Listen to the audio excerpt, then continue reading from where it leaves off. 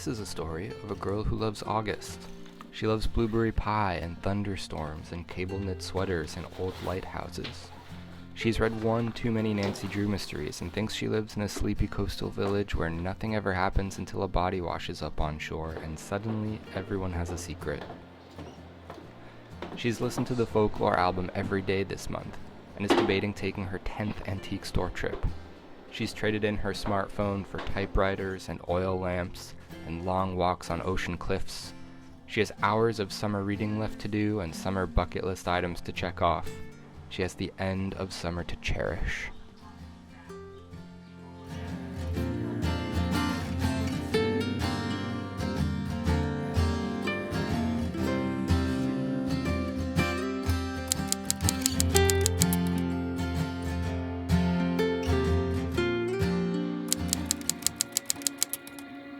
One of my favorite things to do in August is to take long drives up the coast of Maine and stop at every antique store that intrigues me. I'm on the hunt for some fall decor. I love anticipating fall, and I'm already starting to think about how I want to be decorating this year. It's only $400.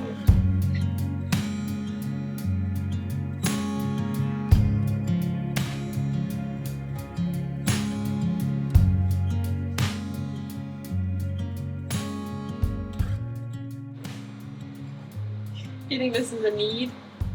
Ceramic stacked pillows? It's a footstool. We used to get the flower from the top shelf. Pull that out. What if I got a watercolor for every presidential biography that I read? Decorative sled. Oh. Look at this teapot. $29. Matching scale and watering can. Can we get it? Do we need a fork? The watering can, though. I don't have a very good one. And a scale. It works.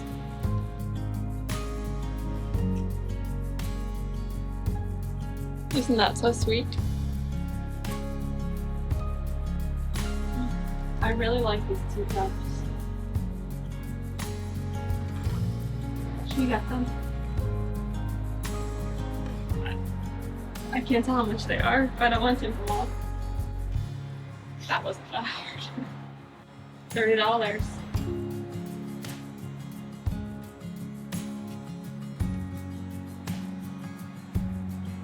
The rocking chair's only $40. Just fall decor, me and rocking chairs. First stop, got the essentials really. You've Got Mail DVD. This is the deluxe edition. It comes with 2 delightful featurettes, commentary by director, Carole King music video. Can't wait to dig into this come fall.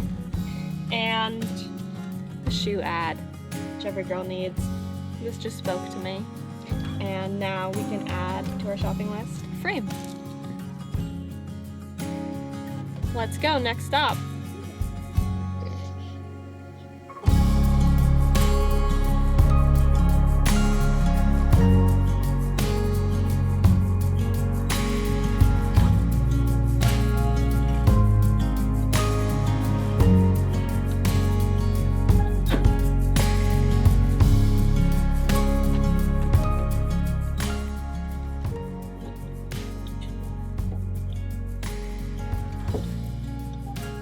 Pretty cool.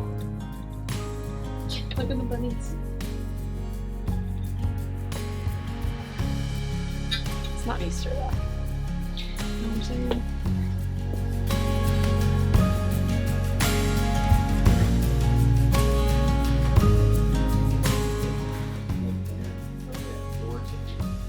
It's a feather warmer.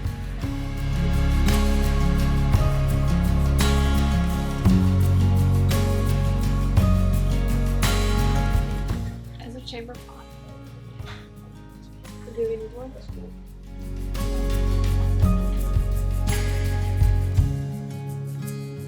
A lube.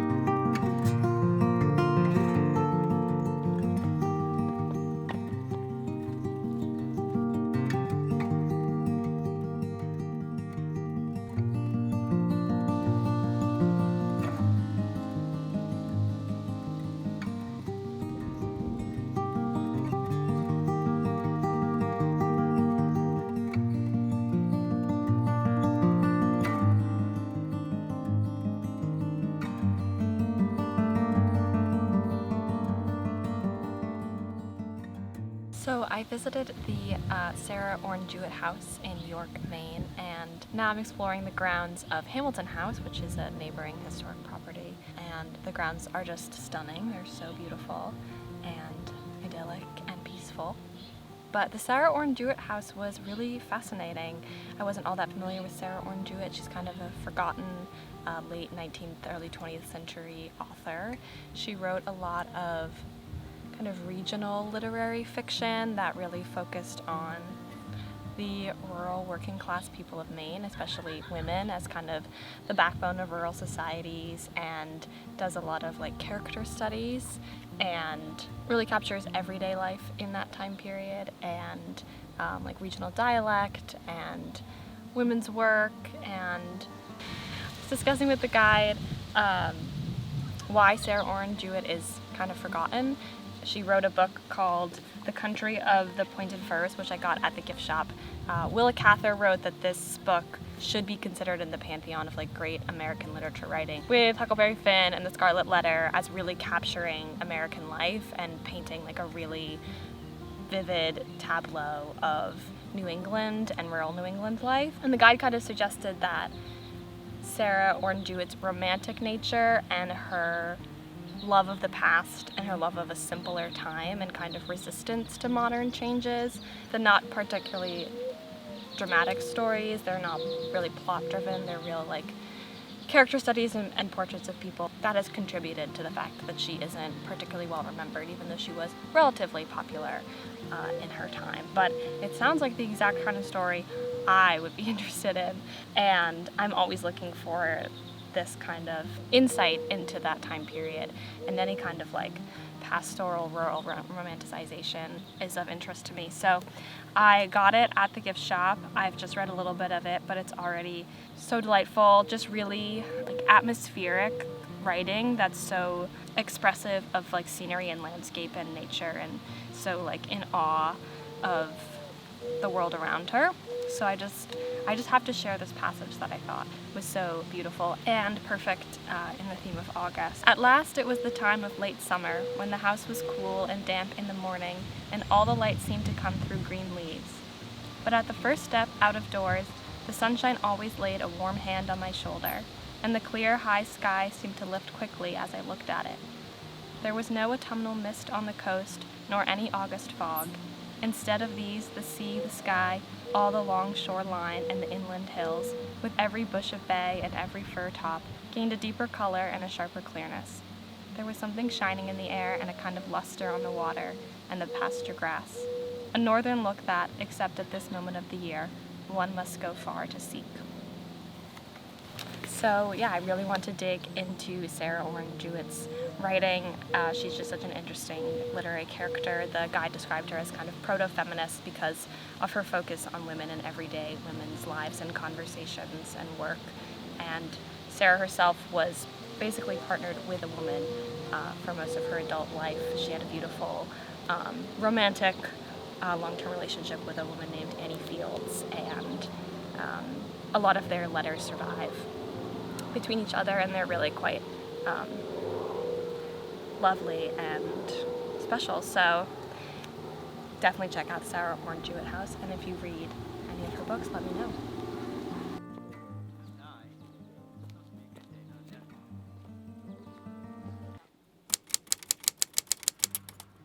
It has been a dream of mine to make a summer scrapbook, so that's what I'm doing today. I found this at my local craft store. It's like a memory book. It has plastic sheets to cover, hopefully protect the pages, and a nice expandable spine so I can squish as much stuff as I want in here. I've been collecting on my summer excursions different like ephemera and things. I got a pamphlet when I visited Mount Vernon, a monastery I visited in Washington, D.C., a beautiful house and gardens I also visited in D.C.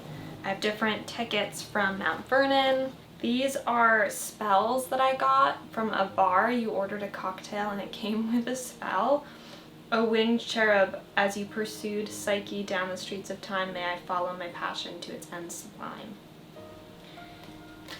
I don't know that that really did anything, but bookmarks, postcards from my trip to Maine.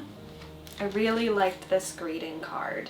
There's something just like so 50s and like Americana and nostalgic to me about that, so find a way to fit that in. I also have this 90s Victoria magazine from the month of August, and then I picked up a few things at my local craft store, Vermont sticker set for my trip to Vermont, Massachusetts, because it had a lot of like coastal things. I just really loved this sticker of little jams and stuff. I think that's so adorable. It's a lot of jam. This does mean I'll have to put like 5 jars of jam on each page, but what's wrong with that? This booklet that has different like coastal motifs for background pages, lighthouses, otters, well, seals. I'm not an animal expert. Shells and crabs, and you understand the concept. And then a bunch of receipts. Lamb Shack, gift shop, bookstores, antique stores, movie tickets. I also took pictures on this Fujifilm camera. I haven't printed them just yet. I think I'll add those in at the very end of summer. But I'm really excited to see how those turned out. It was just a disposable camera. I also have this booklet that is old-fashioned holiday stickers, and they have some good ones for 4th of July. I can't wait. Just seeing the Halloween ones makes me so excited. Lots of good stuff. And then I just have a random assortment of clippings that I keep for the very purpose of scrapbooking, which I have been wanting to do for so long, and I've been collecting this stuff for so long. And now it's time. I'm so excited. I feel like scrapbooks are just such a good way of memory keeping, and as I get older, the years kind of blur together. It becomes harder and harder to remember like what I did and what happened. So it's something I attempted to do as a kid. I never had the patience or attention span to ever complete a project, ever. but now I'm an adult, and hopefully I can do it. Make a scrapbook.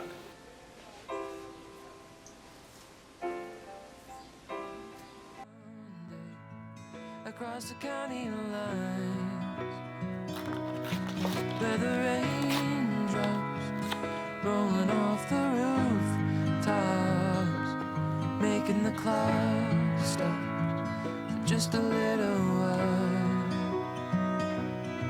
Oh, slow living can be life-giving, although we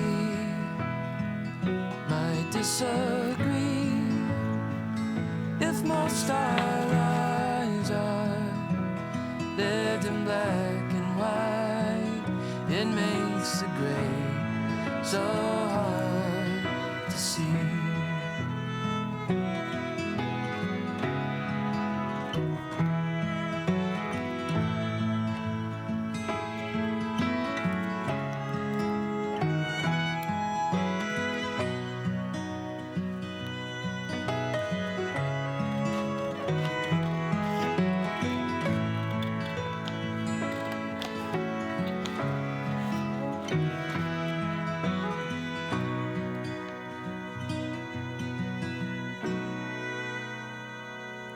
Sitting on the porch steps in the town where we met, after the sun sets on a Friday night. Southern fireflies lighting up the night sky, lucky to realize one more time that slow living can be life-giving, although we might disagree. If most our lives are lived in black and white, it makes the gray so hard to see. It makes the gray so hard to see.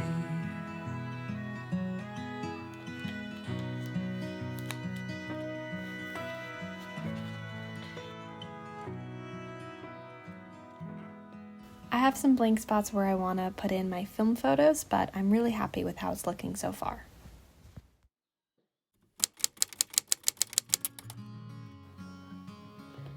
I got this cookbook for Christmas and I just love the illustrations in it. They're so sweet and nostalgic. I've been waiting since Christmas for it to be blueberry season so I can bake one of these delicious recipes with fresh berries. We could talk under moonlight till dawn.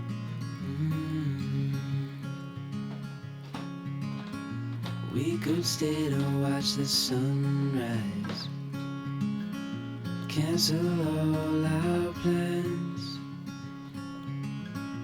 We don't need a reason why we just can't.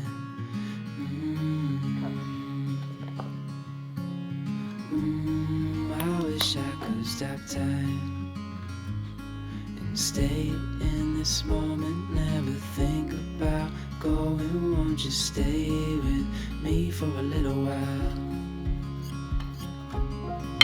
Got myself free falling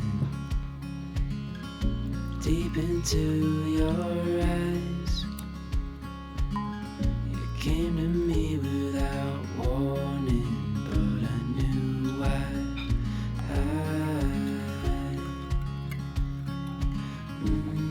I wish I could stop time and stay in this moment, never think about going. Won't you stay with me for a little while? Stay in this moment, never think about going. Won't you stay with me for a little while?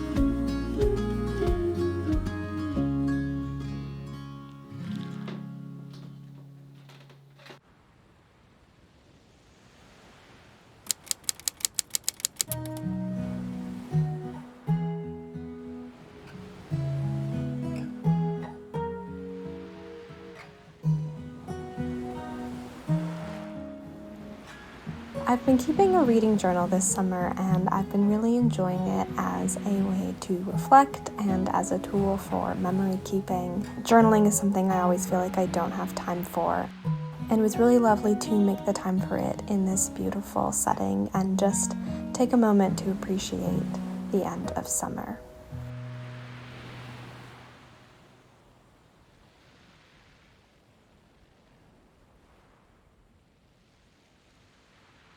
You're not recording, I would hope. I am recording. Okay. I mean, that's it.